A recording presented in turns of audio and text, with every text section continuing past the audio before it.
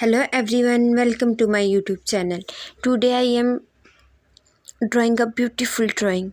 I love drawing and painting so much. You can try to draw with me. Drawing is a beautiful art from that can the world around us in a unique and expressive way. It's a way of communicating ideas, emotions, and without words, and it can be enjoyed by people of all ages and skill levels.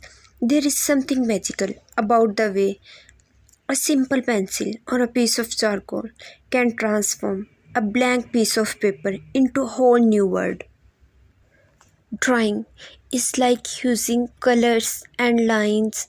You make picture when you draw. You can use pencil, pens or even crayons. It's like making your own word on paper. When you feel stressed, drawing can help you feel better.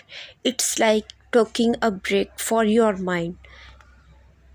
You can draw anything you like. Maybe you draw happy things like flowers or animals, or maybe you draw what's bothering you, like dark colors or scribbles. As you draw, you can focus on the colors and shapes. It's a way to express yourself without words. You might feel lighter as you put your feelings onto paper. Drawing is fun. There are no rules. It's all about what you like and how you feel.